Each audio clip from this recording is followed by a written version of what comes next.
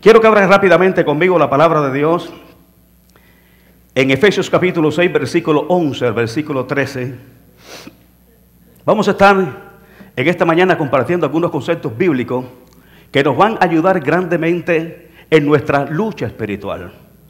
¿Cuántos saben que los que estamos aquí todos tenemos una lucha espiritual? Ya sea a nivel físico, a nivel familiar, a nivel de trabajo, a nivel financiero, en cualquier orden, todos los que estamos aquí tenemos una lucha espiritual. Te voy a decir algo más. Si usted no lo sabía, desde el primer momento que usted aceptó a Cristo como su Señor y como su Salvador, usted entré en una lucha espiritual. ¿Sabía usted eso? ¿Cuántas veces usted, cuando se quiere meter más con Dios, tiene más lucha espiritual? Cuando quiere orar más, cuando quieres ayunar más, cuando te santifica más, cuando quieres profundizar en el ámbito espiritual, es cuando más lucha espiritual viene sobre tu vida. ¿A cuánto le ha pasado eso? ¿Sabe por qué? Porque hay una resistencia en el mundo invisible. Hay una resistencia espiritual en el mundo invisible. Y es ahí donde usted no puede decaer. Es ahí donde día a día usted tiene que fortalecerse en el Señor y en el poder de su... en el poder de su fuerza. No en tu fuerza. En nuestras fuerzas humanas nosotros no podemos pelear la batalla espiritual. Es con el poder de Dios. Vamos a ver, en el poder de Dios todo lo puedo. Escucha, todo lo puedo ¿en quién? No en tu fuerza física, no en tu inteligencia humana. Todo yo lo puedo en Cristo, pero para eso tiene que estar en Él, que es el que me fortalece. Vamos a leer estos 3 versículos bíblicos y de ahí vamos a partir para que en esta mañana Dios nos aclare a través de su palabra algunos conceptos bíblicos para saber si en alguno de estos 4 puntos que yo voy a tocar en esta mañana nos encontramos alguno de nosotros. Efesios capítulo 6, versículo 11 al versículo 13. Busque conmigo la Biblia. Saque la Biblia, haga así. Levante la espada del Espíritu, que es la palabra de Dios. ¿Cuántos tienen Biblia?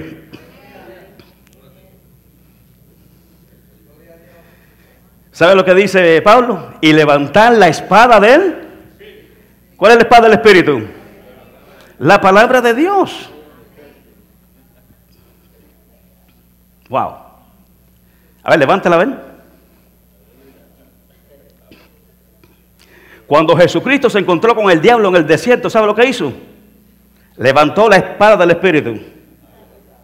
Cada vez que el diablo le tentaba, él levantaba la espada del Espíritu y le decía, escrito está. ¿Cuántos pueden alabar y bendecir el nombre del Señor?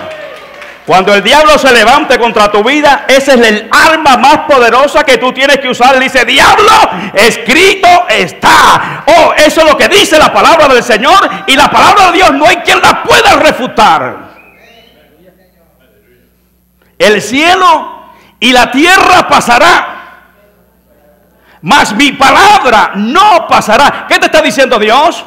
Que su palabra es eterna. Y si tú y yo nos estamos preparando para la eternidad, tenemos que alinearnos con la palabra eterna, que es la que nos lleva en la dirección correcta. Amén. Mira lo que dice aquí la palabra de Dios. Leemos en Efesios capítulo 6, versículo 11 hasta el versículo 13. Dice así: vestido de toda la armadura de Dios. ¿Qué parte de la armadura me voy a poner? Vamos, ¿qué parte de la armadura de Dios me voy a poner? Si yo dejo una parte de la armadura de Dios sin ponérmela, ¿qué sucede? Eres vulnerable en esa área. El enemigo anda, dice, alrededor nuestro, como un león rugiente. ¿Cuánto es que ruge el león? Cuando tiene hambre. Y el deseo de Satanás es devorarnos, devorar tu fe, devorar tu firmeza, devorar tu familia, devorarte en todos los aspectos de tu vida. Dice que anda alrededor. Escucha, alrededor, porque él no te puede poseer. Yo soy de los que creo que el diablo no puede, los demonios no pueden poseer a un creyente que tiene puesta toda la armadura de Dios. Yo soy de los que creo que los creyentes no pueden ser poseídos. Estoy hablando de creyentes de convicción. Estoy hablando de creyentes que están afirmados sobre el fundamento que ha establecido Dios, el cual se llama Jesucristo. El creyente que tiene a Cristo en su corazón no puede ser poseído, porque mayor es el que está contigo que el que está en el mundo. Vamos, diga, mayor es el que está conmigo que el que me quiere influenciar a hacer las cosas del mundo. Ahora, aquí dice, tú te tienes que vestir de toda la armadura de Dios. Y una de las cosas que yo he escuchado en los creyentes es que cuando están orando dicen, me pongo el yelmo de la salvación, levanto la espada de la fe, me pongo la coraza de justicia, la sandalia del evangelio, etcétera, etcétera. Pero la armadura de Dios no se pone de una manera oral. Tú puedes decir, yo tengo el yelmo de la salvación, y el diablo dándote palo por la cabeza a todo dar. Yo puedo tener la coraza de justicia y estar practicando actos de injusticia. O sea, cuando nosotros decimos, me pongo la armadura de Dios, es el estilo de vida que yo voy a vivir con lo que yo soy en Cristo. ¿Alguien me está entendiendo? Cuando dice, ponerte el yelmo de la salvación, tú tienes que vivir y actuar como un salvo. No es que ya me pongo ya el yelmo de la salvación y ya soy salvo. No, tú eres salvo. ¿Por qué? Porque tú creíste en Jesucristo. Lo aceptaste como tu Señor y como tu Salvador, lo confesaste con tu boca y por eso es que tú eres salvo. Ahora, desde esa posición que tú tienes ahora en Cristo Jesús, tú tienes que caminar como un salvo. Ceñir los lomos con el apresto de la verdad. Tú tienes que cambiar la mentira por la verdad para que entonces esa vestidura permanezca en ti. No es que ya me puse el apresto de la verdad. No, no, no. Tú tienes que practicar todo eso que dice la palabra del Señor. Es el estilo de vida, es la práctica cotidiana que tiene que vivir un creyente. Porque tú te puedes poner esto, te puedes poner toda, oralmente te lo puedes poner, pero vivir como un mundano allá afuera del mundo. Aquí dice, ponte toda la armadura de Dios. ¿Sabes lo que te está diciendo aquí el Señor? Trata de hacer un balance espiritual en tu vida. Mira, a ver, en todas esas partes que menciona aquí el apóstol Pablo, que se compone la armadura de Dios, yo estoy fallando. Si yo camino de verdad como un salvo, si yo creo de verdad que hay personas que están dentro de la iglesia y no saben si son salvos. Una vez me dijo una persona, pastor, yo no sé si soy salvo o no. Y era un hombre que predicaba la palabra. Te lo digo delante de la presencia, no estoy aquí inventando, te lo digo delante de la presencia de Dios. Una vez estuvimos hablando en la oficina y dice, pastor, yo no sé si soy salvo o no. Pero pues mira, si te mueres mañana con esa duda, yo no sé para dónde tú vas a ir. Porque si yo no creo que yo soy salvo, sí o no, yo estoy viviendo en una duda. Y a mí lo que me lleva al cielo no es la duda, sino es la fe. Si yo me muero en esa condición, ¿a dónde voy? De hecho, esa persona murió. Pero murió en fe. A mí me consta que murió en fe. ¿Ve? Pero yo no sé si soy salvo o no. ¿Será que habrá alguna persona en este lugar que se pregunte, yo no sé si soy salvo o no? Cuando tú tienes las convicciones tuyas profundas, establecidas sobre el fundamento, el cual se llama Jesucristo, y tú estás firmemente parado sobre ese fundamento, no hay nadie que te pueda poner duda de tu salvación. ¿Por qué? Porque yo estoy parado firmemente en Cristo Jesús. Yo camino en la dirección correcta a través de su palabra y no hay nada que me pueda de alguna manera desviar del camino correcto. Cuando tú estás parado en la firmeza de su palabra y en Cristo Jesús y tus convicciones están arraigadas en Él, no hay nadie que te pueda desviar del camino correcto. Y aquí está diciendo, vestidos de toda la armadura de Dios. Y esto no es algo que tú te pones hablando. Esto es algo que tú te pones viviendo. Desde ese punto estamos ya claros, ¿no? No es algo que yo digo, me la pongo y me la quito. No, no. ¿Sí me entiende? La armadura de Dios no es para ponérsela y quitársela. La armadura de Dios, vuelvo y repito, es el estilo de vida de todo creyente. La armadura de Dios tiene que permanecer en nosotros, en nuestro estilo de vida. ¿Estamos bien claros hasta ahí? Ahora, ¿para qué yo necesito ponerme toda? Escucha, diga conmigo, toda la armadura de Dios. Ya le dije, cualquier área que tú no estés viviendo conforme al orden divino es un área vulnerable para que Satanás entre y pueda entonces distorsionar todo lo que Dios está haciendo en tu vida. Aquí dice así, vestido de toda la armadura de Dios para que podáis, ¿qué? ¿Cómo es que yo puedo estar firme? La persona que tiene toda la armadura de Dios, tú puedes estar seguro que se mantiene firme. No hay quien te pueda mover, no hay quien te pueda empujar de esas convicciones. Dice, para que podáis estar firmes contra las acechanzas del diablo. ¿Cuáles son las acechanzas? Los ataques, las estrategias que el enemigo utiliza diariamente contra nosotros. Así como Dios nos da a nosotros estrategia para vivir una vida victoriosa, el diablo utiliza estrategia para tratar de quitarte de los caminos del Señor. Y aquí te dice, póntela todas para que puedas estar firme contra todas las estrategias y contra todos los ataques del diablo. ¿Cuántos en estos momentos están recibiendo ataques del infierno? Son cotidianos, te vienen por diferentes ángulos. Amén. Y el propósito de todas esas cosas que vienen sobre tu vida es para ver dónde está tu fe. Cuando la barca estaba siendo zarandeada, yo sé que aquí hay muchas personas que están siendo zarandeados. Y cuando vino el zarandeo, porque es en el zarandeo donde nuestra fe tiene que activarse, ¿verdad que sí? Es ahí donde nuestra fe tiene que ser probada. Y cuando estaban en la barca que vino el zarandeo, y la barca se comenzó a mover de un lado para el otro, ellos comenzaron a gritar de miedo, tuvieron temor. La falta de fe en nosotros nos produce temor, nos produce duda, nos produce quebranto. Fue cuando los discípulos comenzaron a gritar, Jesús, ¿no te das cuenta que nos estamos hundiendo? ¿Cómo que Jesús no se da cuenta que se estaban hundiendo si Jesús iba dentro de la barca?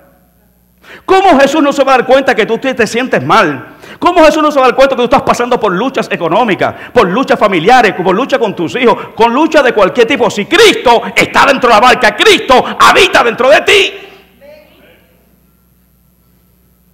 No te voy a dejar y no te voy a desamparar, te dice el Señor. Yo estaré contigo todos los días, en las buenas y en las malas, hasta el fin del mundo. Diga, Dios está conmigo. Si Dios es contigo, ¿quién se puede levantar contra ti? ¿Y sabe lo que le dijo Jesús a sus discípulos? ¿Dónde está vuestra fe? Entonces, ¿qué es lo que tenemos que echar a andar nosotros en medio del zarandeo? Diga, la fe. El justo vive. Vamos, diga, el justo vive o perece por su falta de fe. Tú puedes vivir por tu fe o puedes perecer por la falta de ella. Ahora dice aquí el 12, porque no tenemos lucha contra sangre ni carne. Aquí hay dos cosas que tenemos que mirar, dos aspectos. El primero es, si no tengo lucha contra sangre y carne, yo no puedo echar la lucha en el ámbito natural. Tú no puedes pelear tu batalla con tus astucias, con tu inteligencia, con tu profesión, con lo que tú aprendiste. Yo recuerdo que alguien me decía, yo tengo la universidad del mundo. Yo le dije, la universidad del mundo te sirve para el mundo, pero no en el ámbito espiritual. Llegó a la iglesia y pensaba que se la sabía toda. Yo traigo la universidad del mundo. Esa no te sirve para nada, mijo. La universidad del mundo te sirve para el mundo, pero no en el ámbito espiritual. Porque en el ámbito espiritual tú no puedes luchar, ni puedes pelear con la experiencia del mundo. Tienes que pelear con las armas de nuestras milicias, que no son carnales, no son del mundo, son poderosas en Dios para destruir la fortaleza del enemigo. Amén, iglesia. Entonces, aquí lo primero que tenemos que entender es que dice, si mi lucha no es contra sangre y carne, yo no voy a pelear en el ámbito físico, yo no voy a pelear mis batallas en el ámbito natural. Porque en el ámbito natural, cuando yo no puedo con mi fuerza, voy a hacer trampa, voy a utilizar picardía, y lo que está es empeorando más la situación. Cualquier actitud negativa, errónea, que nosotros utilicemos para vencer nuestra batalla, lo que estamos haciendo es añadiéndole más problemas al problema existente que ya tenemos. Lo segundo es que si mi lucha no es contra sangre y carne, y yo tengo una situación o un problema con el hermano, no es con él con el que yo tengo el problema, sino es con el que lo está influenciando para que entonces haya un problema. ¿Me doy a entender en esta mañana? O sea, mi lucha y mi pelea, mi batalla no es con el hermano, no es con tu esposo. Aquí han venido a la oficina para decirme, no, pastor, es que tuve una discusión con mi esposa y me dijo, te reprendo, Satanás. Llamándole al esposo Satanás.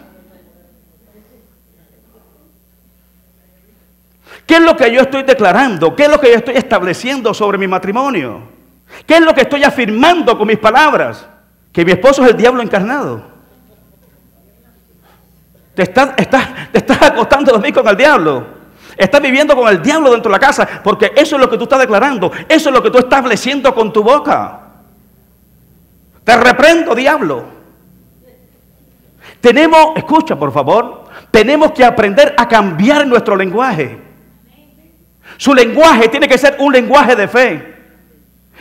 Llegó el esposo borracho cayéndose por un lado y para el otro, y tú le dices, ¿por qué llegaste tarde? Y te dice una barbaridad. ¿Qué es lo que tú vas a decir? ¿Te reprendo, diablo? Padre, yo sé que en esta condición, esta es la condición que él está, pero yo declaro sobre mi esposo que él dejará la bebida, será un siervo de Dios, dejará la botella y cogerá la Biblia y predicará tu palabra en el nombre de Jesús. Ese es el lenguaje de fe. El lenguaje de fe revierte todas las cosas a través de la palabra del Señor. Viene una palabra negativa, tú la tomas y la revierte con la palabra del Señor, y la palabra del hombre falla, para la de Dios nunca.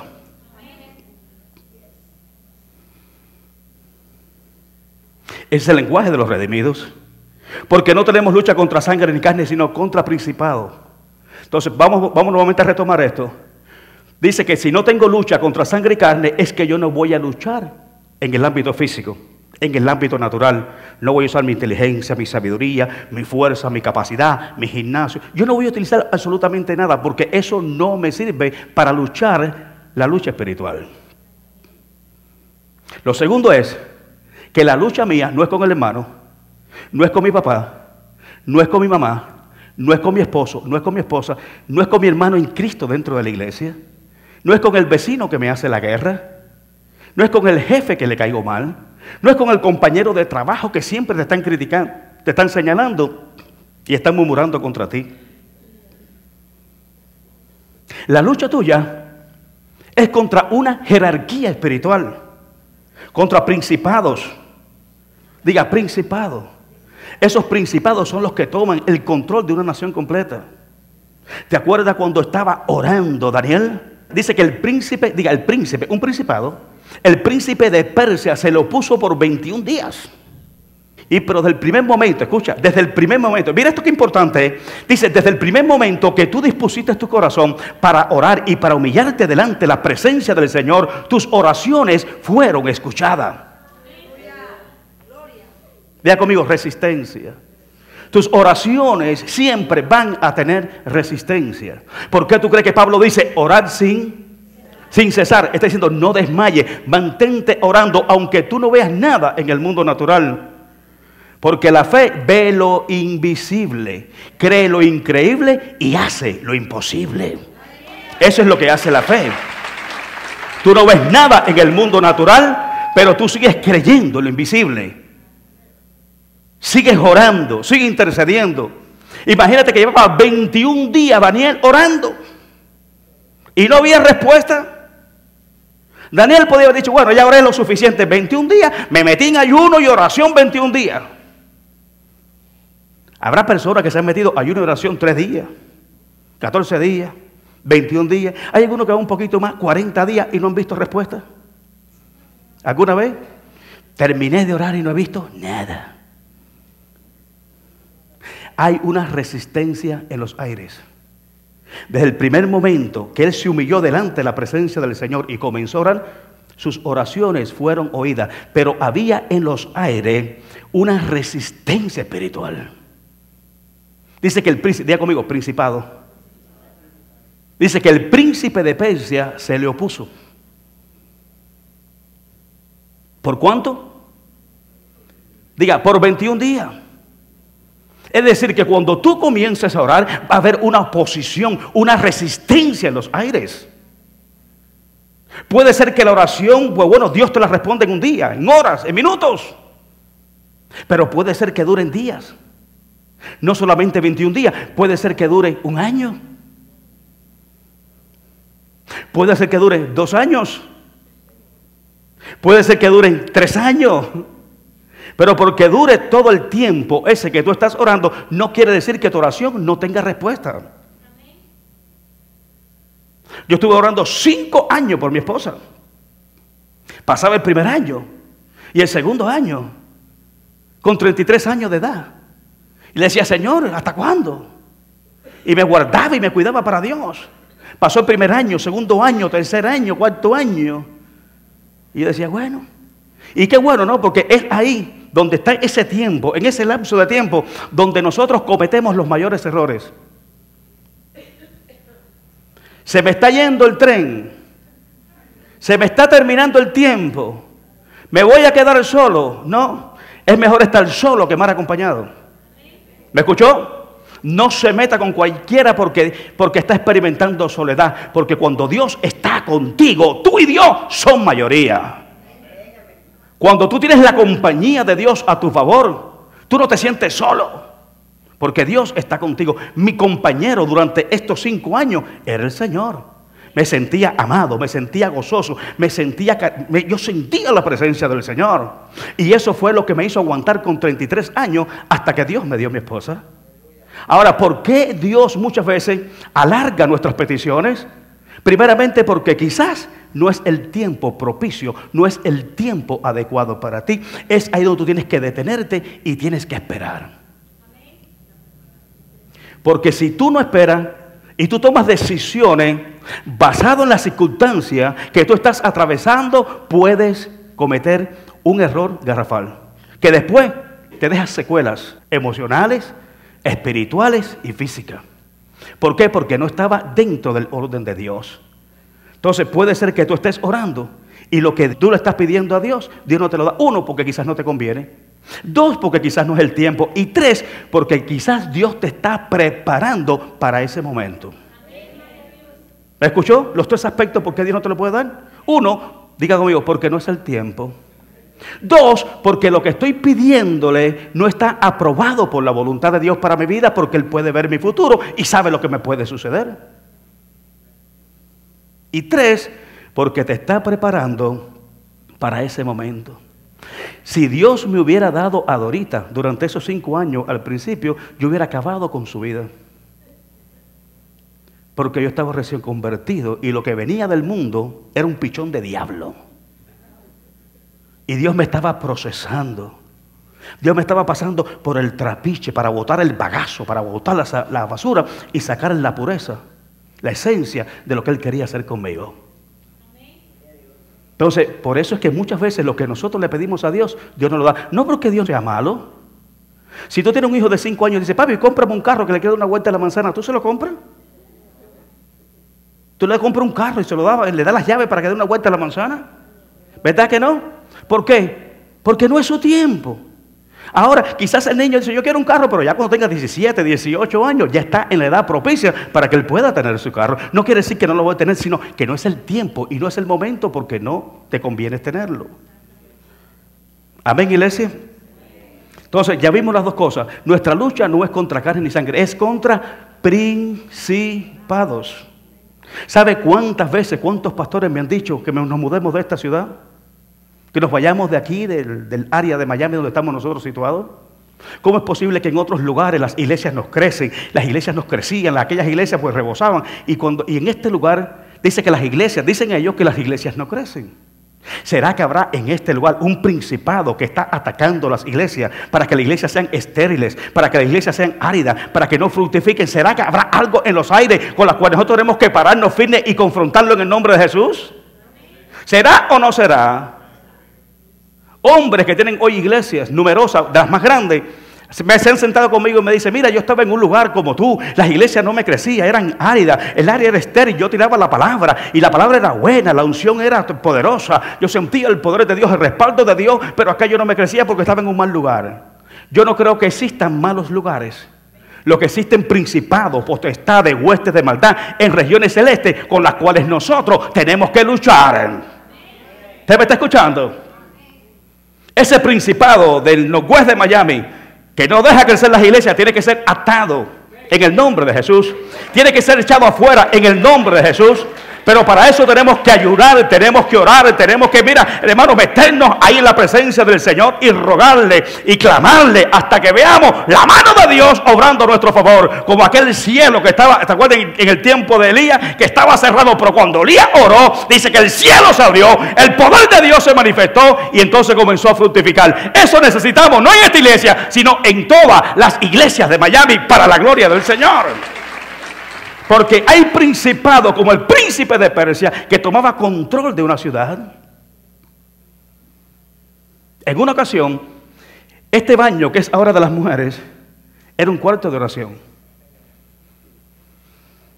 Y yo tomaba mis llaves y allí teníamos unos banquitos puestos con almohaditas y todo para si quería acomodar tu rodilla, porque era piso duro. Y yo cogía mis llaves y venía de madrugada para acá. Yo ahorita me voy para la iglesia a orar, solo, sin nadie. Y recuerdo que una vez estoy en ese cuarto, metido, y de momento yo siento como un aire que me abre la puerta.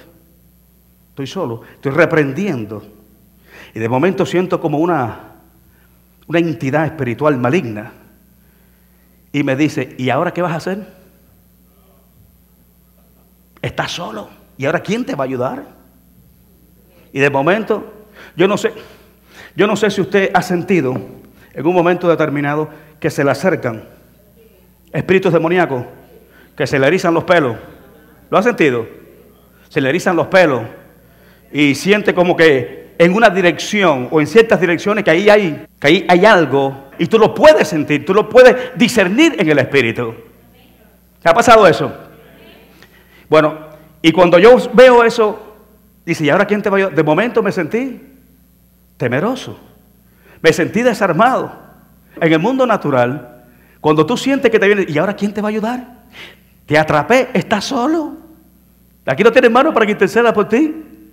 Entonces, de momento, cuando tú recibes ese mensaje, cuando tú recibes ese dardo a tu mente, cuando tú haces así y mira, si tú le prestas atención y tú haces así, mira, tú dices, bueno, de verdad que estoy solo, no tengo a nadie.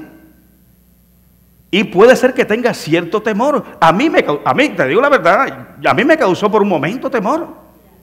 Pero yo siento de momento una voz en mi interior que me dijo, Rolando, tú no estás solo, yo estoy contigo. Y en mi nombre, tú echarás fuera demonios. Pero cuando, mire para acá, cuando yo sentí esa fuerza espiritual negativa, satánica, desagradable, una efervescencia desagradable, tuve una visión. Yo miré hacia arriba, en los travesaños de esta iglesia, como si hubiera un pájaro. ¿Tú no has visto como si fuera un murciélago? Un murciélago, como si fuera un murciélago con alas de murciélago, pero con cabeza de pájaro. Y cuando yo veo eso, es cuando me dice el Señor, tú no estás solo, yo estoy contigo, y mayor es el que está contigo que el que está en el mundo. Comencé a reprender, mire hermano, danzaba yo solo aquí en el medio de este altar. La presencia de Dios se hizo manifiesta hasta que aquello se fue desvaneciendo y se fue desvaneciendo y desapareció de los aires. Eso muchas veces tú lo vas a experimentar en tu casa. Quizás tú lo vas a experimentar hasta que eso no se desvanezca. Ora, no tengas miedo, confronta a Satanás. En mi nombre, te dice el Señor, echará fuera demonios. Cuando el enemigo te hable de una manera negativa, acuérdate lo que Dios ha dicho en la palabra del Señor. Mayor es el que está contigo que el que está en el mundo. Yo te he dado poder y autoridad de hollar principados y potestades y toda fuerza del enemigo, y nada te puede dañar. Tú vas a caminar por encima de ellos. Tú tienes el poder de pisotear toda obra del infierno y nada te puede suceder. Eso te lo garantiza el Señor. No tengas miedo, te dice Dios. Te vas a encontrar solo. En una oportunidad, yo estoy en Honduras. Teníamos una campaña evangelística. Me llevé como a 12 jóvenes de aquí de la iglesia. Habían puesto una carpa en un lugar donde no había luz cuando aquello. Y recuerdo que de noche, pues aquello se convertía como la boca de un lobo, hermano. Aquello era, pero oscuro, oscuro, que tú le hacías así la mano y tú no te la veías. Y recuerdo que en la madrugada, como a las 3 de la mañana, el baño quedaba como de aquí, allá donde está sentada Yolanda. Pero a las 3 de la mañana me da deseo de ir al baño. Estoy hablando en Honduras, en el campo, en las montañas, donde la niebla baja así. Y nosotros estamos, donde teníamos nosotros ahí en la iglesia, es una montaña que nosotros estamos hacia arriba, y la niebla tú la veías hacia abajo, y tapaba todo lo que era claridad. De momento me levanto medio dormido, que yo pensaba yo que estoy en Miami. Me despierto así y entonces los muchachos habían llevado sleeping bags. Y estaban acostados así por el piso y yo tratando ¿sí? de caminar para tratar de... Sin luz ni nada, hermano. Salgo por la puerta, pero imagínate, todo estaba oscuro. Y yo voy directamente para el baño. Pero el baño, aquí hay una bajada, aquí que hay como un barranco y tú tienes que bajar por atrás para ir a ese baño. Por poco me desbarranco, hermano. Y de momento, cuando yo salgo y que voy caminando, que tengo conciencia de lo que estoy haciendo, digo, wow, pero me perdí. Es como cuando tú estás en el mar. Cuando tú estás en el mar, tú no sabes si está en el norte, si está en el sur, si está, sabes, pierdes, porque todo lo que ves a tu alrededor es mar. Y cuando estoy en el medio de aquello, que voy por el medio del camino, yo lo que veo es tremenda oscuridad. Digo, ¿y para dónde yo voy ahora? ¿Qué hago? Y de momento, mire para acá, de momento cuando estoy así, yo veo delante de mí una fuerza, hermano, pero una fuerza negativa, diabólica, que me dijo las mismas palabras. ¿Y ahora quién te va a ayudar? Yo sentí, te lo digo así, yo vi delante de mí como si fuera un gorila gigante. Te lo digo, yo vi así como la figura de un gorila gigante. De hecho, los jóvenes que fueron con nosotros tuvieron experiencias diabólicas en ese lugar y vieron cosas. Tuvieron visiones de cosas diabólicas en ese lugar. Porque allí hacen mucha brujería. Y esa área allí se mueve mucho la brujería. Y de momento yo veo delante de mí como un gorila gigante. Así delante de mí. Y cuando yo veo eso, yo siento que los pelos no parecían de gallina, eran de guanajo, hermano. Aquello se me ponía así, la piel así. Entonces yo estoy parado y digo, ¿y ahora qué yo hago? ¿Para dónde voy para allá? ¿Para dónde corro? Y vuelve nuevamente la voz del Señor y me dice, Rolando, tú no estás solo, yo estoy contigo. Digo, diablo, tú no tienes poder conmigo. Tú no tienes ninguna autoridad sobre mí. Conmigo. Y comienzo a hablar, hermano. Y entonces yo lo que hago, digo, bueno, ¿qué voy a hacer ahora? Hice así y me agaché y comencé a gatear. Digo, ¿para dónde voy ahora? Yo no sabía para dónde iba a ir, me perdí el norte, hermano. Yo hacía así, no me veía la mano. Digo, Dios mío, ¿pero qué cosa es esto? ¿Estoy vivo o qué es esto?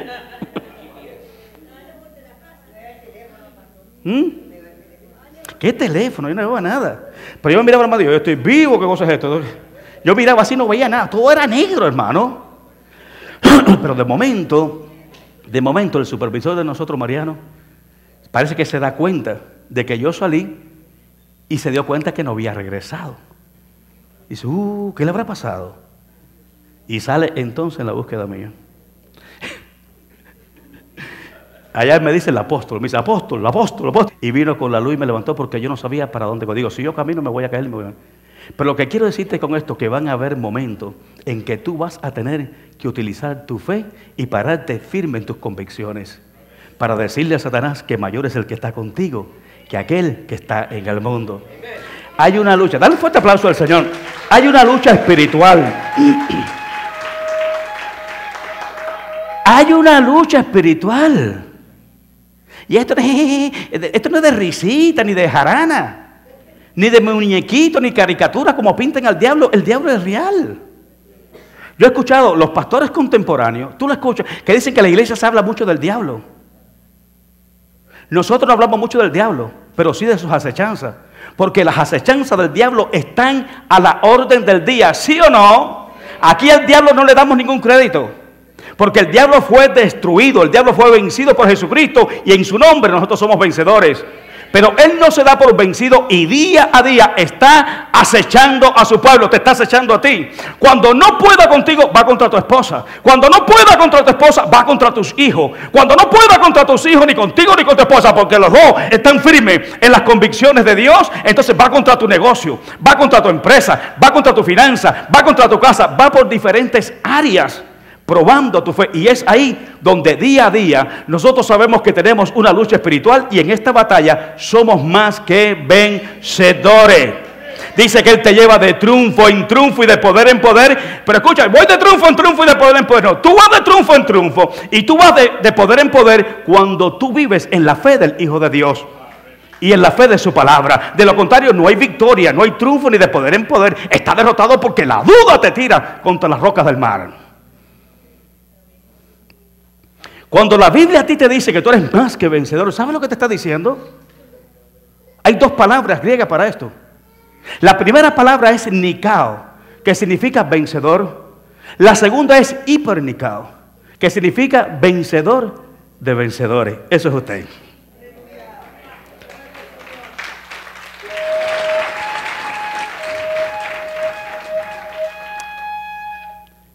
Te lo voy a poner de otra manera para que usted alabe y glorifique a Dios. Usted no es un vencedor común y corriente. Usted es vencedor de los vencedores. Eso es lo que dice Dios que tú eres. Amén. No tenemos lucha contra sangre. Esto nosotros lo sabemos. Pero yo sabía eso. Pero la cosa no es saberlo. La cosa es si lo estamos practicando, si lo estamos viviendo. Porque ay Dios mío, mira hijos míos, van a venir momentos en que tú vas a tener que echar a andar tu fe. Van a haber momentos en que tú vas a tener que confrontar una lucha espiritual, pero que va a arreciar de tal manera que tú dices, yo no puedo más. Porque hay veces que nos vamos a encontrar, y yo le digo que no es contra la espada y la pared, es contra la fe y la duda. En cualquier situación de nuestra vida hay dos cosas que nosotros tenemos que equilibrar: la fe y la duda. La fe me dice será, la duda me dice maybe. Esto no es un problema de maybe. Así será mi palabra, te dice Dios, que sale de mi boca, no vuelve vacía, hará lo que yo he dicho que hará y será prosperada en aquello por lo cual yo le envío. Sucederá.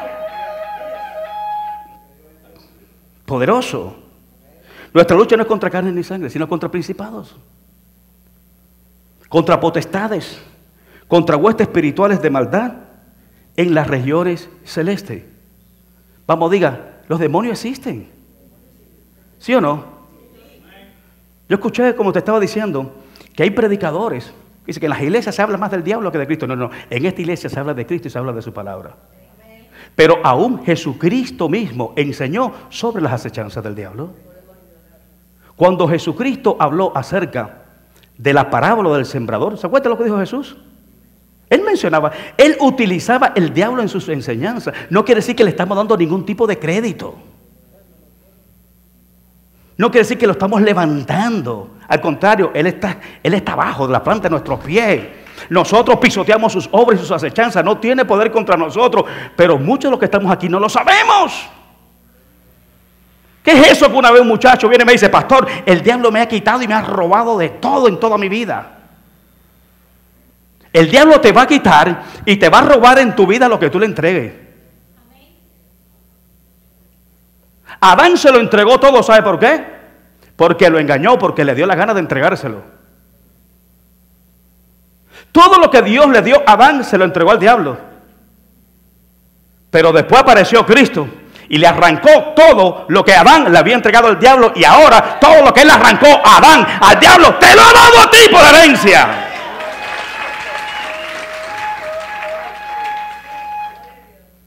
No, que el diablo, eso sí, no te deje atemorizar por el diablo. Porque el diablo no tiene poder. El diablo es solamente feo. Lo pintan bien feo.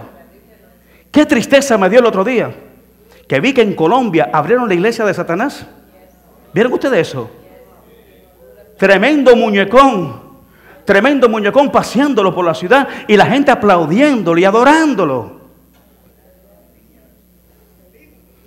La iglesia de Satanás. ¿Cómo es posible que Satanás tome control de esa región donde están las iglesias del Señor?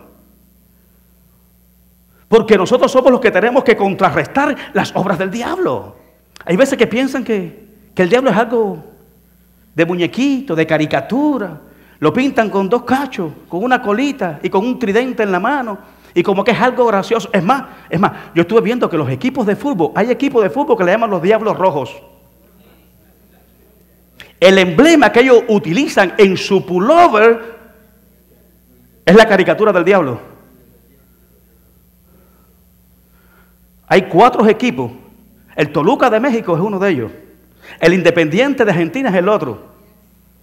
El América de Cali es el otro. Y el Manchester de Inglaterra tiene en su pullover las caricaturas de Satanás. Como si eso fuera algo gracioso. O si Satanás les diera algún poder para poder ganar sus partidos.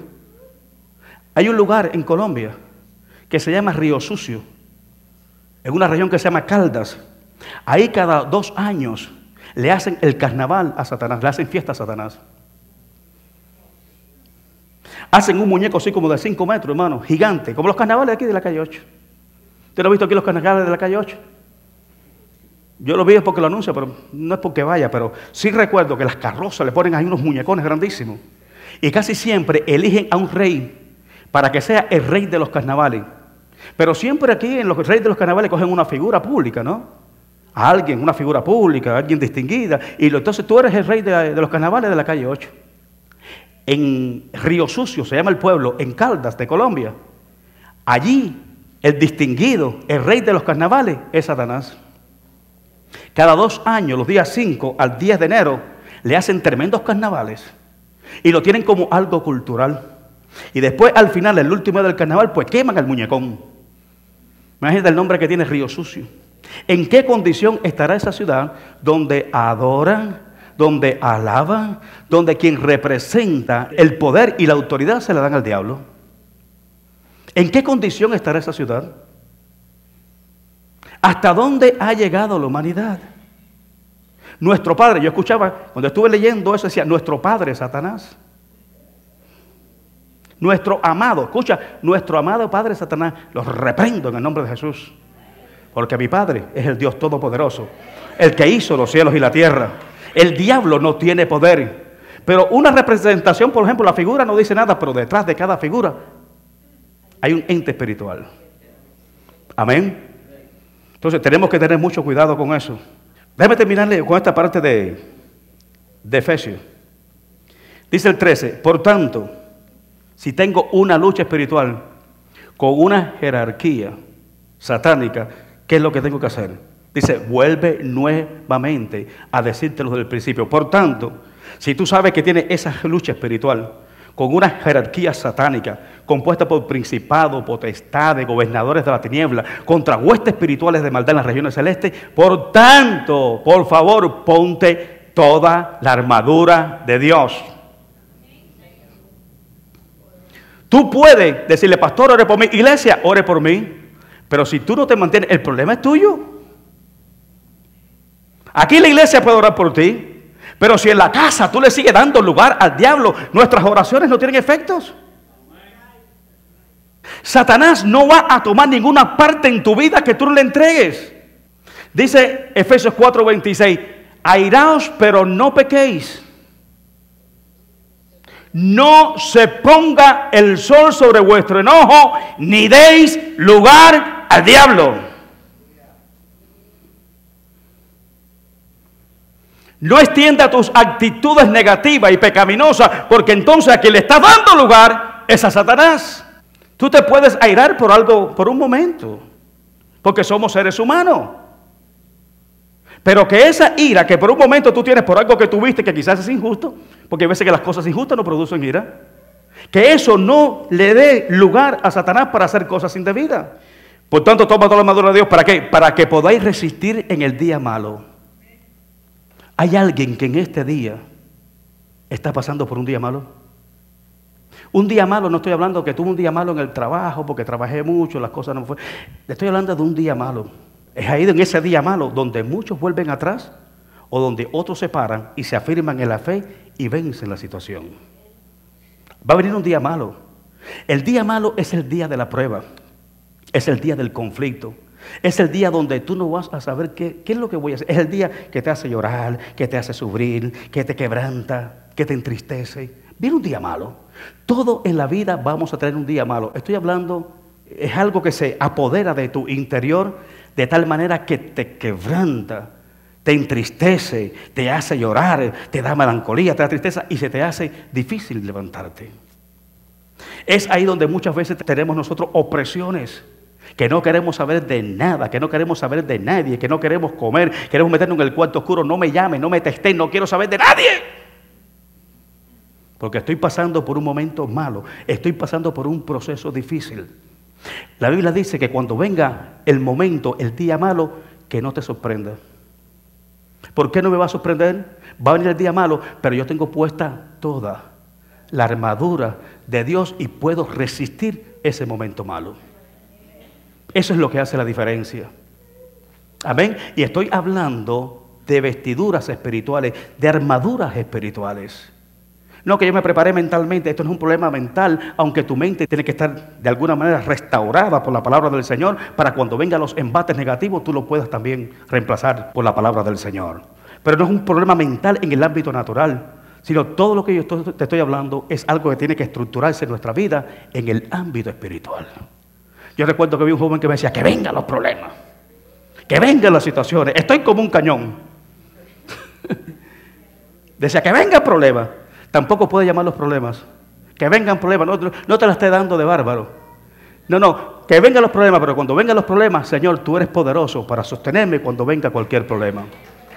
Es cierto que van a venir los problemas. Que venga el problema, que venga el diablo. Tampoco así, no te la hagas de bárbaro, porque cuando hacemos eso nos sentimos, tú sabes. Yo creo que es un poco de orgullo decir eso. Es un poco de jactancia.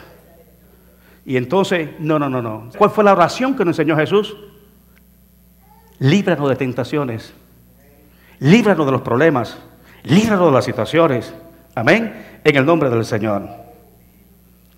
Yo recuerdo que cuando yo fui a comprar un programa de radio aquí en la ciudad de Miami, en una de las estaciones de la FM de la radio.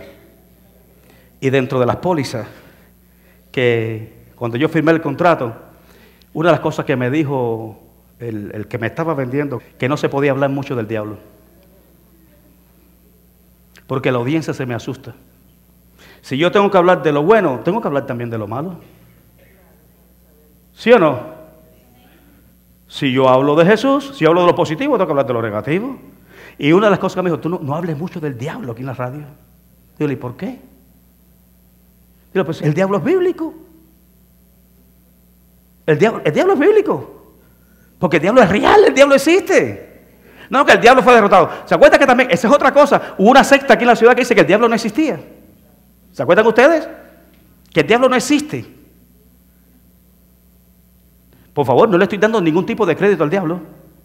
Él existe, pero ha sido derrotado, ha sido destruido y no tiene poder. Escucha, él no tiene poder contra ti siempre y cuando tú estés parado en el fundamento. El poder del diablo es para el mundo, pero no para los hijos de Dios. Porque en Cristo Jesús tú eres más que vencedor y fue Él el que lo venció en la cruz del Calvario.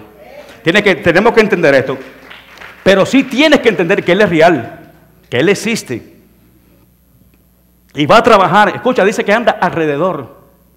Dice que anda alrededor de quién, no del mundo solamente, sino alrededor de los creyentes, tratando de buscar la primera oportunidad para poder destruirlo.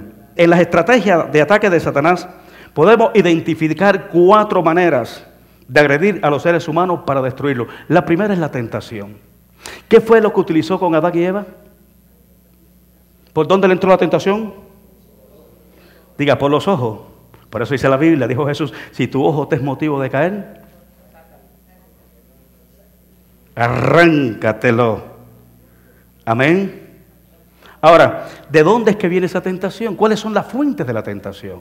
Acuérdate que lo primero que utiliza Satanás es la tentación. ¿Qué fue lo primero? ¿Cuál fue la primera prueba que tuvo Jesús? La primera prueba que tuvo Jesús, ¿cuál fue? La tentación en el desierto. Dice que fue llevado por el Espíritu. ¿Se acuerdan ustedes? Pero Jesús fue al desierto lleno del Espíritu Santo. Que venga tentaciones. Tú no vas a enfrentar la tentación en la carne. En la carne eres vulnerable. Satanás te coge y dice, te devora, como le gusta la carne al diablo. Dice que Jesucristo, dice que primeramente el Espíritu Santo vino sobre Jesús cuando fue bautizado. Y después de ahí fue llevado por el Espíritu para ser tentado por Satanás. ¿Quién es el tentador? Ahora, ¿cuál es esa fuente de tentación? La primera fuente de tentación, yo quiero que usted entienda que es humana, es carnal. Dice así, Santiago capítulo 1, versículo 13 y versículo 15, pero Satanás utiliza la carne para hacernos pecar. ¿Me doy a entender? Dice Santiago que la tentación es un producto de la carne, es un producto de nuestra humanidad. Y al mismo tiempo, el diablo te estudia para ver cuáles son tus áreas débiles, tus áreas endebles, y utilizarla para hacerte pecar. ¿Cuándo fue que el diablo vino donde estaba Jesús? ¿No vino el primer día? ¿No vino el segundo día? Dice que cuando Jesús llevó 40 días y 40 noches ayunando, vino el tentador. 40 días y 40 noches, dice, y cuando tuvo hambre. ¿Cuándo fue que vino el tentador? Cuando había una necesidad física. Dice, vino el tentador para tratar de suplírsela. Cuidado. Cuando el tentador viene para suplirte ciertas necesidades, ciertos deseos, ciertos pensamientos que no están alineados con la voluntad de Dios. Porque el apóstol lo que hace es destruirte. Dice Santiago capítulo 1, versículo 13 al 15, si lo tiene, dice, cuando alguno es tentado. ¿Hay alguna persona que es tentado aquí? A ver, levante la mano los que han sido tentados. Los demás están muertos, ¿qué?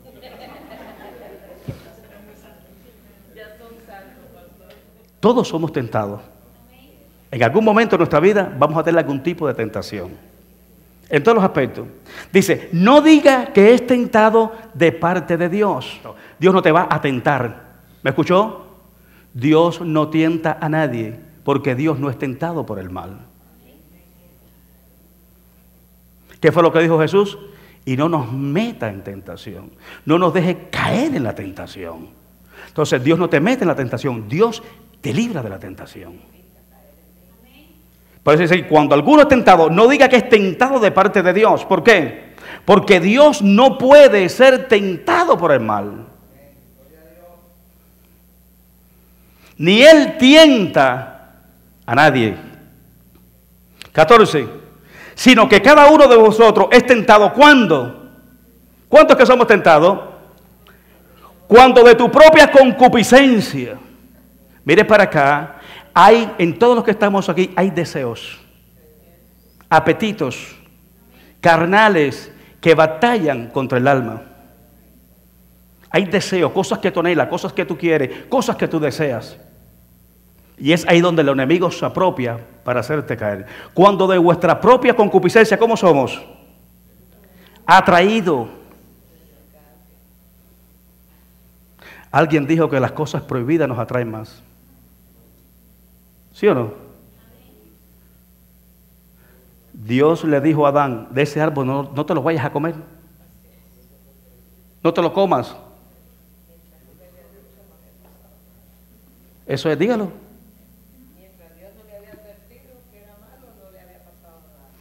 ¿Lo había tocado en algún momento? ¿Adán y Eva había tocado el fruto en algún momento?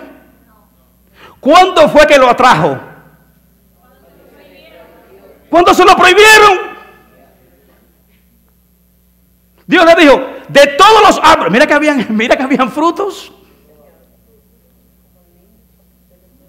De todos los frutos. ¿Cuántos frutos existen, hermano? ¿Cuántos frutos existen? Y mire para acá, los frutos que Dios hizo, dice que lo hizo bueno, y bueno en gran manera. De todos los frutos del árbol tú puedes comer, pero ese que está allí, no puedes comer, porque el día que de él coma, ciertamente morirá. Acabando de decir la palabra, dice que Eva dijo, verdaderamente ese fruto se ve bien, pero quizás, mire para acá, quizás que en algún momento dijo, bueno, ¿verdad? Hay una restricción de parte de Dios, pero de momento apareció el tentador. Diga, el tentador. Y utilizó su área física, su mente, su percepción, para desear lo que Dios le había dicho que no deseara. Dice que de momento aparece Satanás, que era más astuto, a través de la serpiente, más que todos los animales del campo. Y le dijo, con que Dios te ha dicho que no comas de todos estos árboles. Sí, no me confunda, diablo. Dios me ha dicho que de todos estos árboles yo puedo comer, pero de este que está aquí no puedo comer, porque el día que yo coma morirá. ¿Qué le dijo el diablo? No morirás, sino que sabe Dios que el día que tú comas de ese árbol conocerás el bien y el mal y serás como Dios.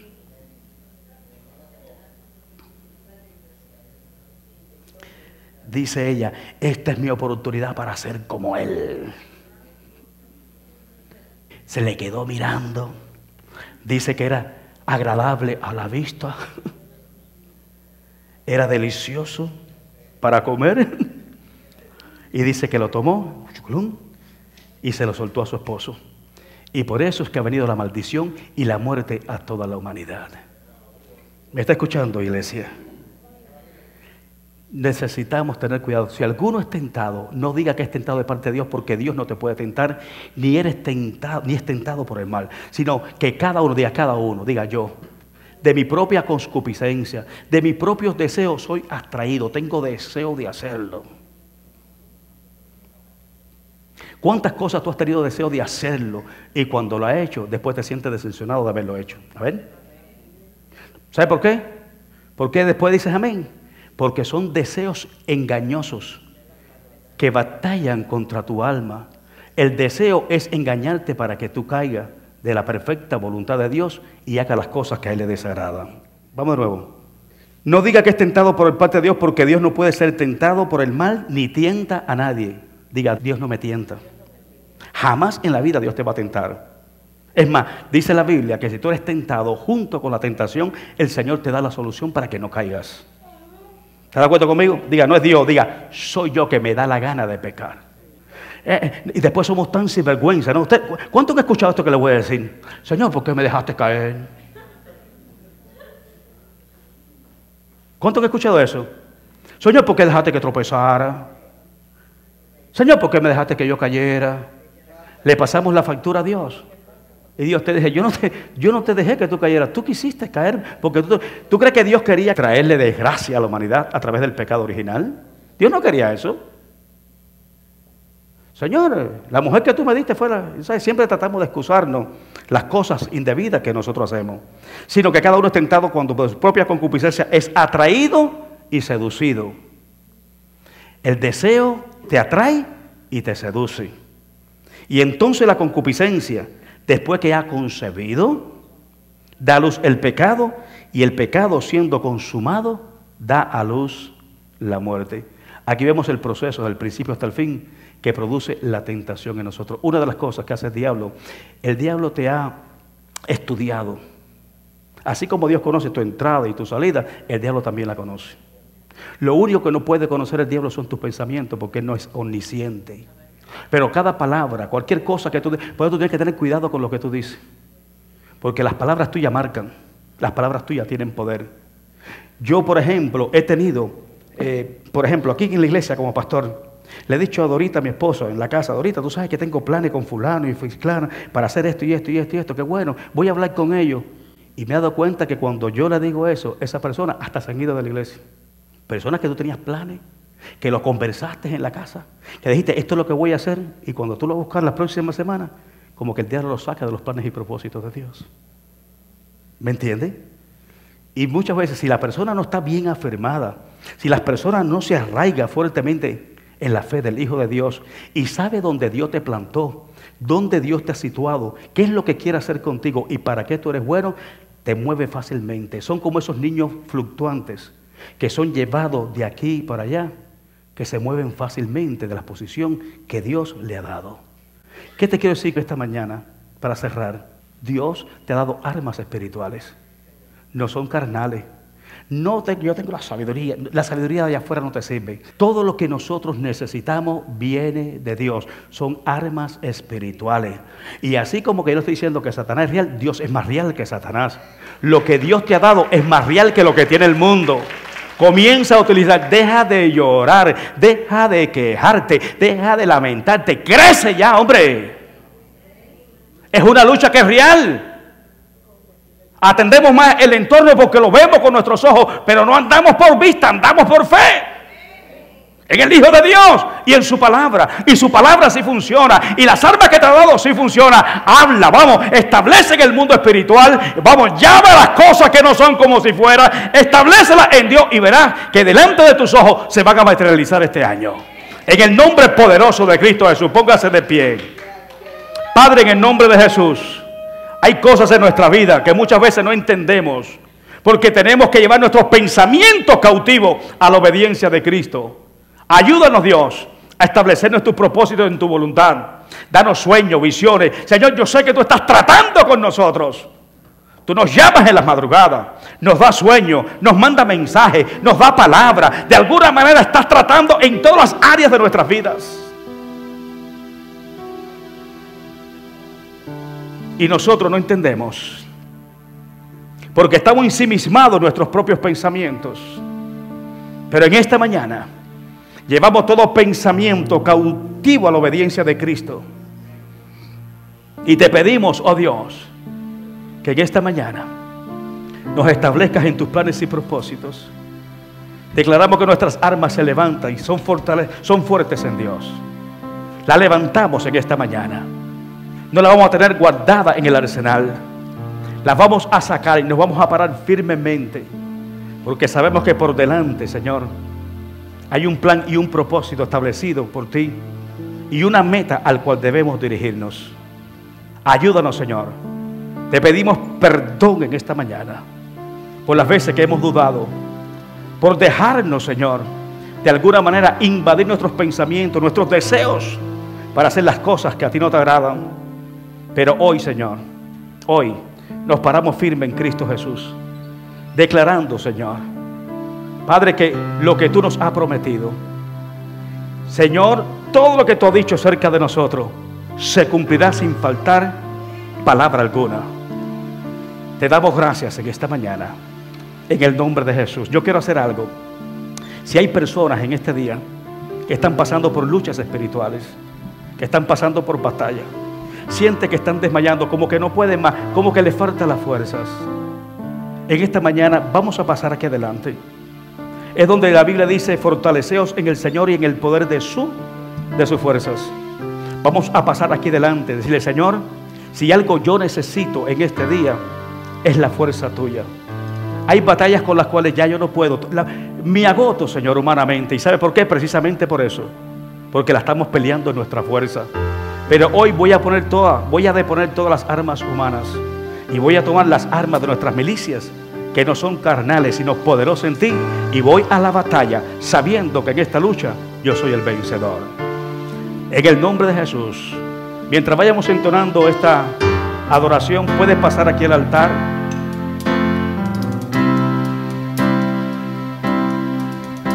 Pueden ir pasando al altar.